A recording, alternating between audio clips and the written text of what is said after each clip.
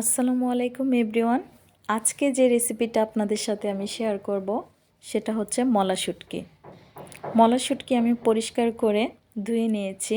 আর শুটকিটা রান্না করার জন্য আমার লাগবে পেঁয়াজ কুচি, রসুন কুচি, এখানে আমি 2টা টমেটো কিউব করে কেটে নিয়েছি, আর নিয়েছি কাঁচামরিচ কুচি। দেখতে পাচ্ছেন সবগুলো উপকরণ আমি একসাথে নিয়ে নিয়েছি। এখন রান্না করার জন্য আমি চুলায় একটি কড়াই বসিয়ে দিব। কড়াইয়ে তেল দিয়ে দিয়েছি। তেলটা গরম হয়ে এলে এখন আমি রসুন কুচিটা দিয়ে দিব। রসুনটা আমি একটু ভেজে নেব। রসুনটা একটু ব্রাউন কালার ভাজা হলে এরপর এটাতে দিয়ে দিব শুটকিটা দিয়ে এরপর কাঁচামরিচগুলো দিব। দেওয়ার পর আমি আবারও কিছুক্ষণ ভেজে নেব। শুটকিটা ভেজে নিলে হয় কি স্মেলটা আরও অনেক বেশি সুন্দর আসে। এখন আমি এটাতে দিব 1 চামচ হলুদ গুঁড়ো, 2 চামচ মরিচের গুঁড়ো, আর দিব 1 চামচ ধনিয়া গুঁড়ো।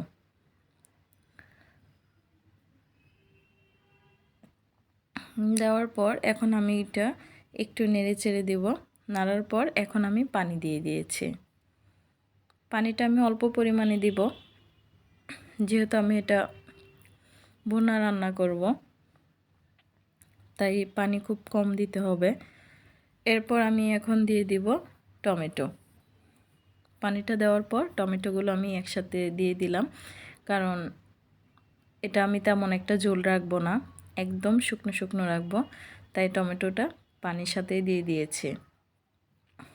এই দেখেন আমি এটা এখন জাল করে নিয়েছি। জাল করার পর ঠিক এরকম হয়েছে, একদম শুটকির গায়ে গায়ে পানিটা লেগে আছে। পানি বলতেই নেই, এটা অসাধারণ একটা খাবার। এই খাবারটা খেতে অনেক ভালো লাগে। এই যেদিন আমি এই রেসিপিটা বাসায় তৈরি করেছিলাম, মানে সবাই খাওয়ার পর এত খুশি হয়েছিল, মানে এতটা ভালো লেগেছে, আমি এতটা লাভ রিয়েক্ট পাইছি মানে বলার মতো না। Thanks for watching everyone.